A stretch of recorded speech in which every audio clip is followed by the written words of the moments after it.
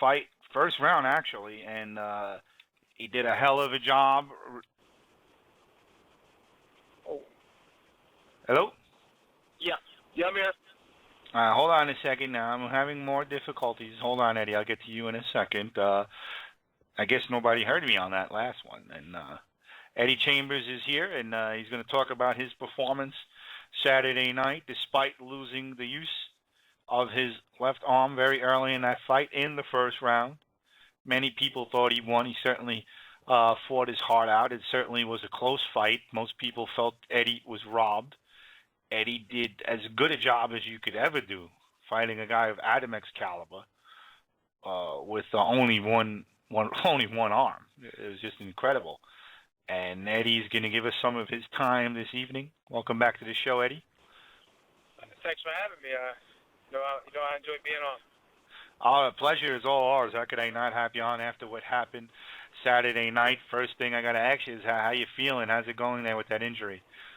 Well, I just got word today from the doc. For the most part, I went to the ER. They looked at it. And they said they really couldn't give a real diagnosis at that point. They said it looked like it could be a rupture of the tendon, but of one of the bicep tendons, but they weren't 100% sure. So I went to my family doc, and he looked right away and said, most likely that's a rupture. That's definitely a tear of maybe not the whole muscle, but definitely a tendon or something like that, maybe rupture because of the nature of how it looks. It's balled up, like I'm flexing it, and I'm, of course, relaxed, and that indicates that it's torn back, off of the tendon. So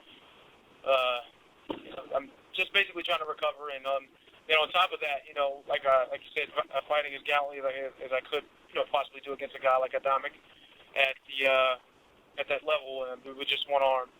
And then to have what I feel especially after watching it again, after I was in it, but watching it again, I really thought that I controlled the bout. And despite, a few close rounds, I thought, it was a 116, 112 advantage my way. But, when you fight someone in their area where they put all the butts in the chairs, very difficult to snatch a decision, especially if the fight looks kind of close. Yeah, it certainly looked to me a lot closer, being a press row, than I did watching it on TV. Those early rounds were all yours. I thought it got a little bit closer towards the end, but from the perspective I was at live, it looked a lot closer than it did on television. And when I spoke with you in the press room Saturday night, you didn't seem to, you had other things on your mind, despite most people feeling that you won that fight. Now that you had a second chance to look at it, you could put things in order. That night, obviously, you were more worried about your health, your injury. Now you got to see the fight, and you really feel like the judges did you in 30. But this is something I warned you about last week, Eddie. Right. What can we do about this? This is an ongoing problem in boxing. It's the one thing that I think that hurts this sport is that for whatever reason or another, judges time and time again hand in these scorecards, and the rest of us are watching the same fight and are scratching our heads. Now, I admittedly scored a lot of rounds for Adamek that I thought was close early, just because, I've had you on the show and I was trying not to be biased.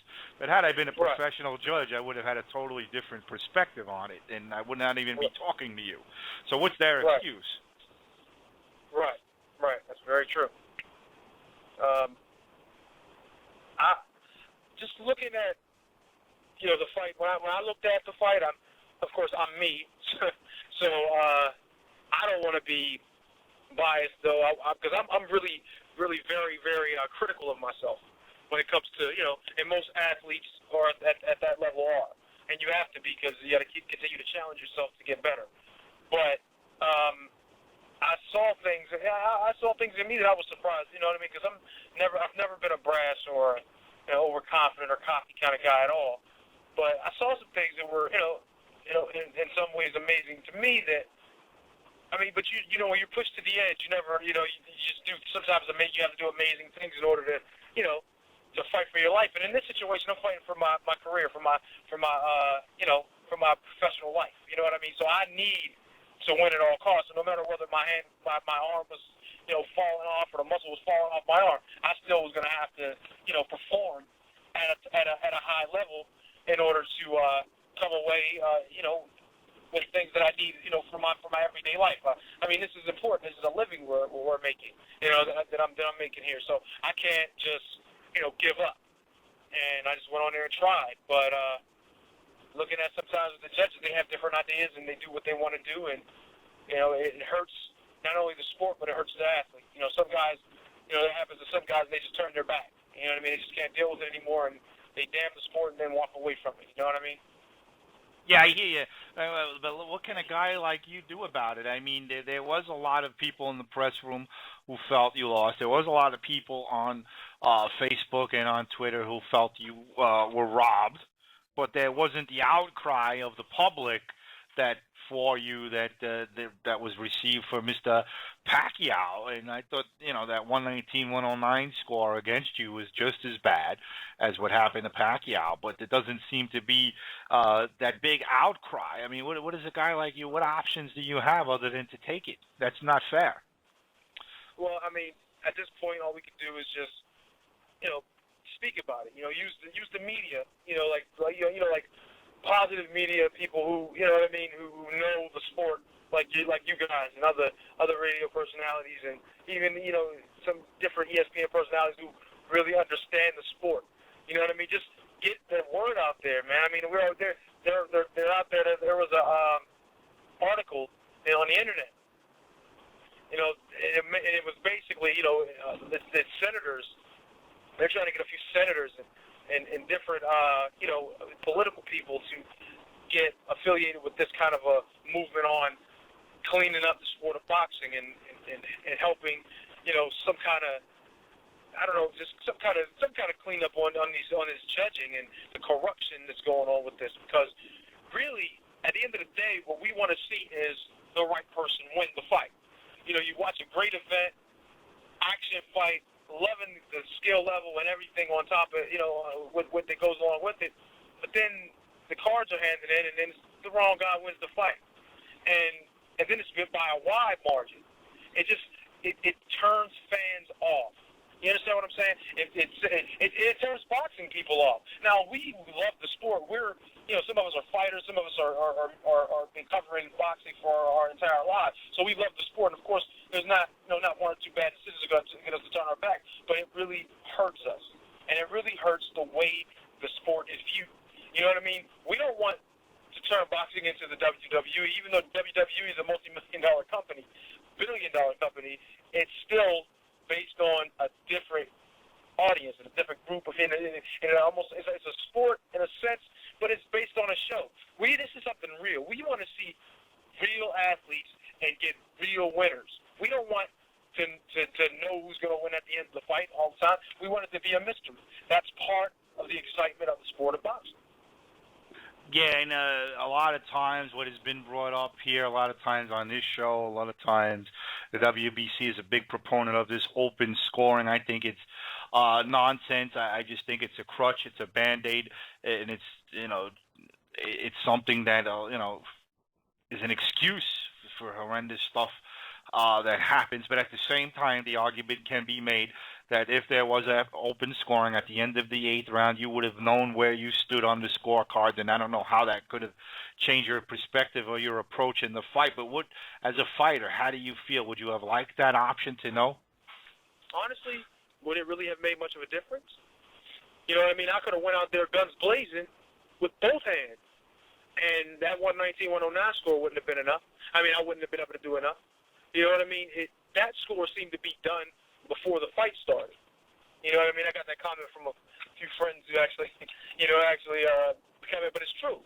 That score was basically rendered before the fight even started. So, one card was Adamek's regardless of what happened in the fight. If I'd had both hands, the only thing I would have been able to do to win on that card is stop him. You know what I mean? And at the end of the day, that's the only thing that's foolproof.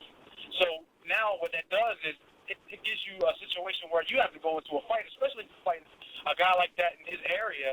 It gets you to where you're like, okay, well, I know that when I go here, I'm going to have to get a knockout to win. I'm going to have to get a knockout to get a draw. So what I got to do is go out here and be completely reckless, to try to get this fight over with so that I don't get robbed. Right. And that makes you, like I just said, you're reckless. You go out there, and then what happens to you? You get caught and you get stopped. Right, and that's exactly my point. You put it into a good perspective as a fighter, as a guy who's in there doing this. Why should you be put in that position? Why should an incompetent judge, get away with that? And why should you have to be put in that position? Open scoring is not a cure for incompetent judging. No, it's not. You're right. Absolutely not. In fact, all it does is give you an insight on what the and just because it's open scoring doesn't mean we're going to agree with it. You know what I mean? Right. If there's open scoring, and after the first 4 rounds of my fights now, if they got it split 2-2, and you really look like, wait a minute, you won all 4 then. Well, how does they have it 2? How do they have to score a draw? You know what I mean? It's still going to affect you. It's just you're going to know it from the beginning. You know what I'm saying? That's the only difference it is. It doesn't really help anything. You know what I mean? It just gives you a view early on. What are you going to do if you don't like the score? If you think the score's outlandish, you're going to go to the judge and say, hey, change that score. You can't do that. And in your opinion, right? In your opinion, the fighter's opinion, the guy making a living, the guy being affected by this, is the one I think matters most. And so far, every fighter I've spoken with has the same feelings about open scoring that you do, more or less. So, I mean, it's hint out there. Hey, one thing is for sure. You know what I mean? The only thing that's going to cure the situation is some kind of punishment. You know what I mean? Or you know, somebody losing what they love to do. Like some people love to judge. Some people, you know what I mean? That's what they do.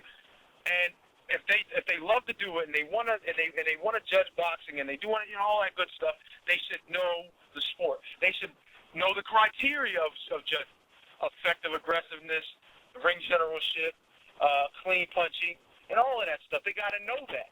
You can't just go in and think, I like the way he's fighting, I'm going to pick him. No, it doesn't matter how the style of the fighter. It doesn't matter. You know why? Because if he's getting beat, he's getting beat. Yes, it matters not how his style is. If he throws 100 punches and lands none, and the other guy throws 10 punches and lands all 10. Come on. And you understand what I'm saying? I hear you perfectly. I'm on board with you. And I guarantee you, if there were stiffer penalties, fines, even people getting terminated for, suspension, whatever you want to call it, holding their paycheck for a horrendous score like 119, 109. I guarantee if there was more stuff like that happening, there would be less of these peculiar scorecards showing up time and time again. But they get away with it. Yeah, and then it happens over and over and over and over again. And the problem with hold on one second. I'm sorry, guys. No problem. There was a noise where I'm at. Well, like I said, it's like we said, just like with a fighter, right? There was a situation I had one time where I beat the guy so bad at a fight that they held my purse because it looked to them as if I was or if the guy was throwing the fight. You know what I mean? Early on in my career, it was a fight I had, and I was just dominated the guy real bad and stopped him in the 4th. This fight could have ended up looking like that if I had both hands. But anyway, and they held my purse for 3 weeks. Why not hold the judges to the same accountability that they do the fighters if there's some kind of corruption, if they feel there's some kind of corruption? Why not? I don't know. I mean, that's what makes you scratch your head about this sport. And I don't think we're going to be able to solve it. All we can do is keep talking about it, calling people out on it, and hopefully the commissions will start doing the right thing, but it doesn't seem likely. But, Eddie, enough of that. I don't want to get depressed. Let's talk just a little bit more about the injury. You discussed what it was. At this point in time, do you have any idea how long it's going to put you on the shelf? Well, I actually talked to my doctor, and I didn't get the actual, idea from the specialist. I didn't get a chance to see specialist. I got to go get an MRI. So, and that's probably going to be tomorrow or the next day, whenever I can set the appointment. And then after that, on the 25th of this month, I'll be able to go get the actual, diagnosis from the specialist and whether or not I have to get surgery, and right now the way they're, taught their their ideas is probably going to need surgically repaired to reattach the muscle. But I mean, that's, we don't know 100%. We're not 100% sure at this point how bad it is, or if it's a complete rip, or it's just partial tear. So I'm hoping it's partial. I'm hoping it's only going to take a month or a couple weeks, and I'll be back throwing punches again, because my level of excitement for the sport, even though this horrid decision, is at an all-time high. You know what I mean? Whenever you get in there with a guy of a caliber of Adamek, and basically you realize that they're not even on the same level as you, it kind of gives you renewed energy, and just to say, well, this is the best you got. You know what I mean? But that's no knock on him. He's still a really tough fighter. Just I just feel like at that point I'm on another level, and I'm really ready to move forward. Even after the time off, I think I really had a good chance to really reflect, pick up the proper, important pieces to my team, and I think now we're ready to move forward.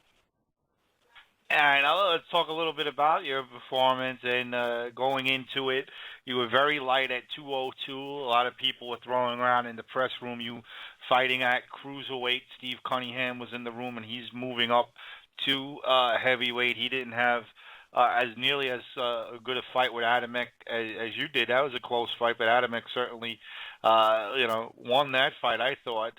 What about you at cruiserweight? Is that something that you thought about after the fight? I did think of it. I mean, it's all possibilities, and and with a decision like this happening, kind of throws you for a loop. You know what I mean? With me, after this fight, I would be hopefully looking forward to fighting maybe Povectin or something for a title, and then maybe get another shot at Vladimir or Vitaly or something like that to get on the championship side level of the sport. But we also had thought maybe dropping weight, like you said. I was 202 with stuff in my pockets and sweatpants on, so I was probably more like 198, 199, and so I was actually able to make cruiserweight the night of the fight. I stood next to you after the fight, and I was saying to myself, this guy looks like a middleweight. He's very small. You know what I'm saying? And I felt like that. I didn't feel small or weak or anything, but I felt, I felt much faster. I felt like I didn't have anything holding me back or weighing me down. It was a very comfortable, very easy, workmanlike situation, and I felt really good. The stuff we worked on was working perfectly. Of course, in the first half of the first round, when I was able to throw both my hands, but then we improvised and built a plan based around with my right hand, and it worked just as well. So I felt really good, and maybe a fight, if I can get a worthy cruiserweight fight, you know what I mean? Something where if I go in and the fight's really difficult, and maybe I win by win tough fight or whatever, that it doesn't look so bad. You know what I mean? Because if you're fighting heavyweights and you're doing well with heavyweights, and then you go down and have a tough cruiserweight fight, people tend to look at you like, well, I guess he's not as good as we thought. You know what I mean? And it could drop my stock immediately. So I want to make sure that if I decide to go down, and going down is worth the risk. You know what I mean? That there's a title or some real money that would make me say, hey, this is worth it, involved in going down to cruiserweight. Well, I mean, you talk about your success at heavyweight, and you talk about being very light for these days at heavyweight 202. In the old days, that was considered a true heavyweight, but now most people think cruiserweight when they hear that weight. But I think other than the Klitschko's, which you've already fought, and you've already alluded to them being so much larger than you, I don't know if there is a big disadvantage for you where you would have a guy that much bigger and skilled like the Klitschko's are. But at the end of the day, they're the champions, and if you want another title shot, going in at 202 pounds against a guy that the size of Vladimir or Vitaly, I mean, how would you approach that? You already talked about how much bigger they are, and you were a little bit heavier that time around. How would it work for you? I mean, these guys are so large and so skilled, it's almost unfair. And everybody else, I think, is on the same level field. You obviously show that you're a notch above Adamek.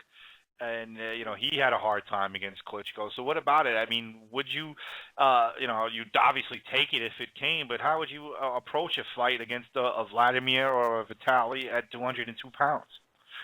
Well, you see, the thing is, the first time I fought Vladimir, I did the wrong thing. You know what I mean?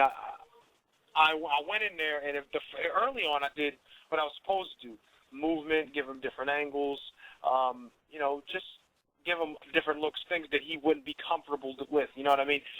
And it worked early on. The problem is that I didn't stick to that. You know what I mean? I did it early on and moved in the first round and a half actually.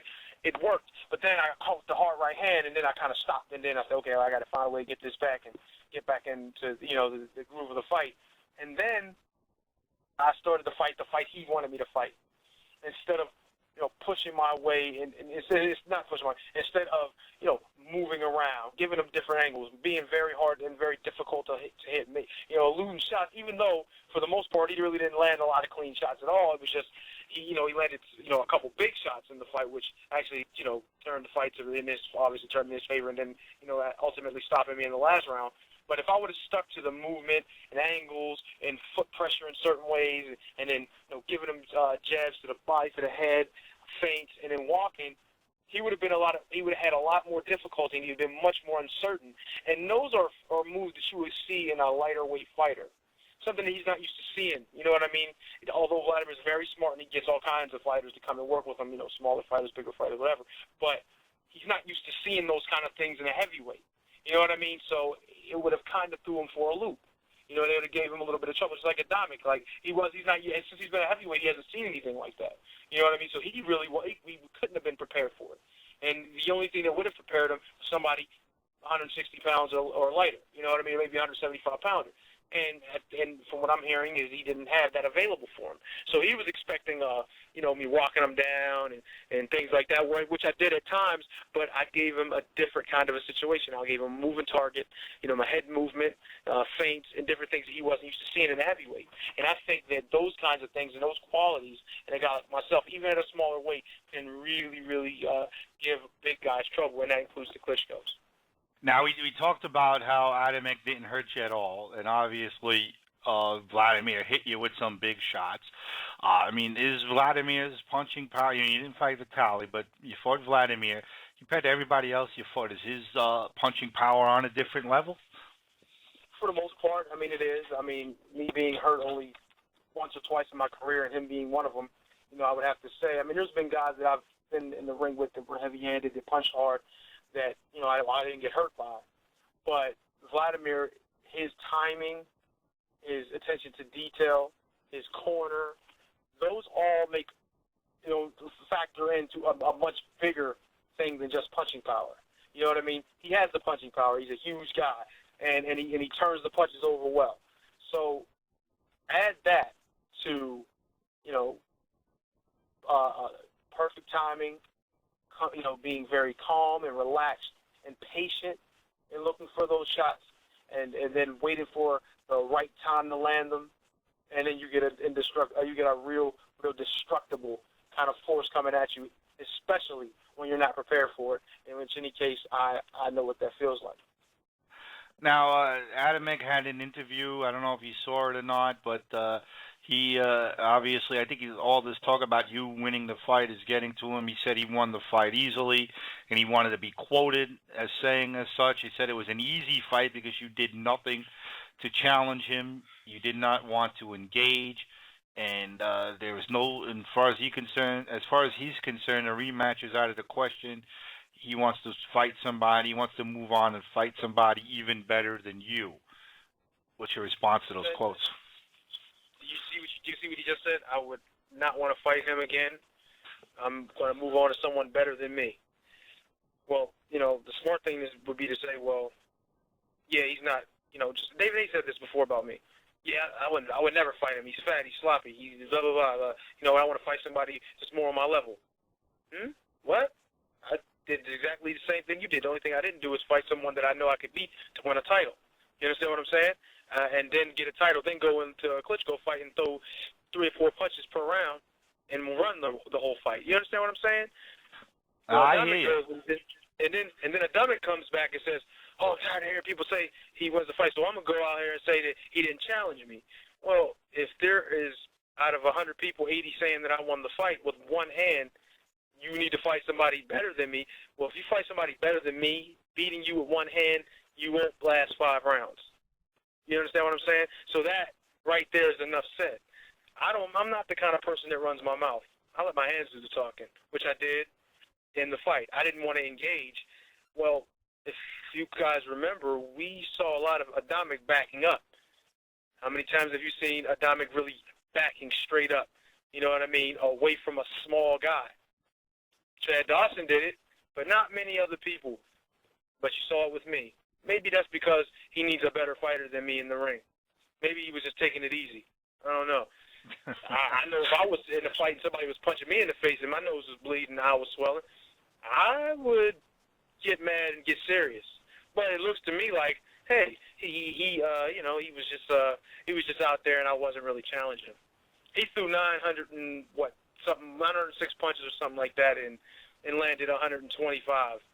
I threw 465 and I landed 20 or 30 more punches than he did. What does that make? I mean, we don't punch stats don't win fights. Now, obviously, you see that with this decision, but it's just to me, I should be the one with the complaint. I mean, I'm the one who got the decision rendered against. You know what I mean? It's not. I don't think that he should complain at all. If I was him, the smart thing to do would just be to be quiet, because the more you talk now, the more guilty you look. Yeah, I mean, and you don't need punch stats watching the fight. Even that night, it was clear that you were landing the cleaner shots. Your right hands were constantly landing, and they were clean. But at the same time, Eddie, I don't think I think you had to severely, obviously, change your game plan because of the injury. Other than obviously you having two hands to be that much more effective, what type of a strategy would have been different had you had the left throughout the whole fight? Would you have been more of a stalking guy? Would you have been able to go to the body more because you weren't going to the body a lot for obvious reasons? What would have changed? Like, what was the game plan going in, which obviously had to be altered? Well, the game plan was basically, and the funny thing is, this even makes the whole situation worse with him saying what he said, is that based on my camp and what we really worked on, the whole camp was tons of jabs, tons of feints with the left, tons of hooks, basically to set up the big shot. Wasn't looking for the right hands all the time. The right hands were, maybe 4 or 5, maybe 6 per round. The majority of the work would have been done with my left hand. You understand what I'm saying? Feinting, walking. Get him to react, make him make a move, make him respect what was coming. When you watched the first round, that was a tentative round. That was a let me see what he has kind of round.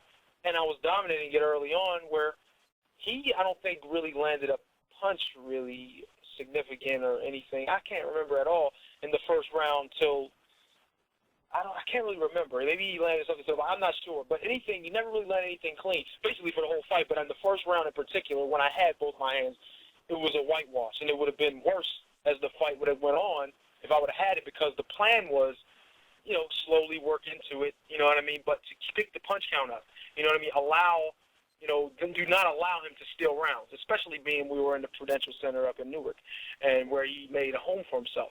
We wanted to pick it up, and we wanted to make sure that, by the middle of the fight, he's dead. You know what I'm saying? He doesn't have much left to give, nor does he have much confidence left in his fight plan, because I wanted to take everything away from him. You understand what I'm saying? But the fact that I hurt my hand, we said, okay, well now, we still use the left, but use it more as a decoy.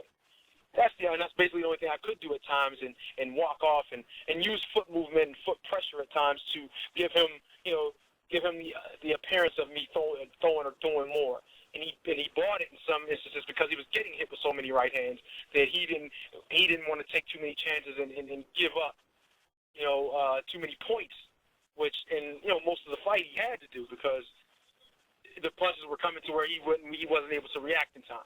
And I can understand that at times in certain instances, but it was happening all too often.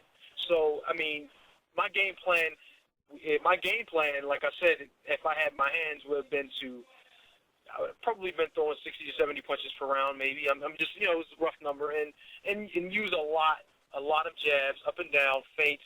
It would have been extremely difficult for him to mount really any attack. if you look at the Chad Dawson fight that he had, picture that.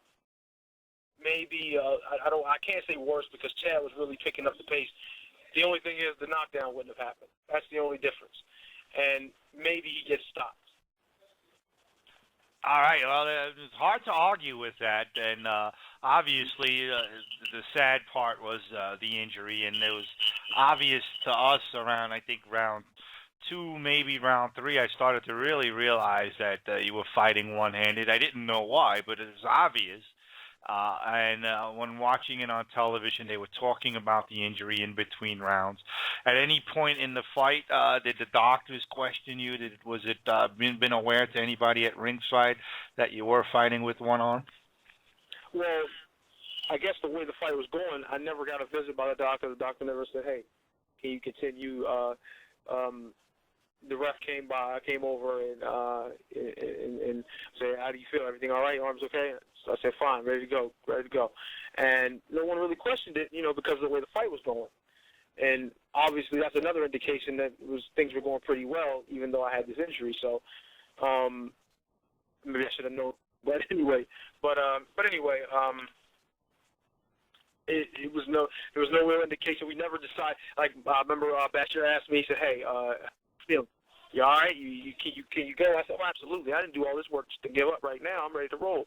So we just went on ahead and just, kind of say, "Look, keep doing what you're doing. Let's use this up and down." And we just went into it and went to a game plan, and I stuck with it. There was never any worry of stopping the fight or giving up the opportunity to win. Yeah, I mean, I didn't think that was in the cards. I was just curious to know if anybody from the medical side of things even picked up on it or questioned you. And yet, obviously, you said they didn't, and for obvious reasons. Some people might not even have realized it if they didn't really pay attention. Novices, so to speak. But Eddie, at the end of the day, they're not going to give you the decision. It's one of those many sad circumstances in boxing where one guy got the decision. We saw it last week again with Pacquiao as well. And, Adamek is going to take it and run with it, and you're going to have to take care of yourself before you get back in. If all goes well, when do you think the earliest is that you could come back?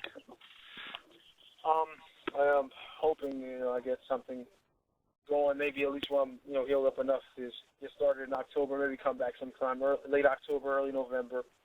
I wanted to stay busy, and then there's something like this happening, but, I wanted to, get in and, because, you're excited, you want to kind of keep it moving and feeling like, I would have won the fight and everything, it would have made it even so much better, but the fact remains that, whatever, we are all saying and we feel that I won, and that's all great, but at the end of the day, the judges they have the final say, and they say he won, so at this point, I got to just, hopefully get healed as soon as possible, get back in, and get active. That's the big thing for us. We want to get active and get some good fights and hopefully pick up a title or something very soon. I would love to do that. Just got to get the opportunity. I would love to obviously have a rematch with Adamek if he so wants to, but the way he's put out there, I'll never fight him again. He's not on my level, which is kind of laughable. It's okay. We'll move on and do some other things. I mean, I don't know if that chapter is closed, though, Eddie. I think as the pressure might come on, if people keep doing the right thing and putting the pressure on and keep telling Adamek you didn't really win the fight, maybe something will get done.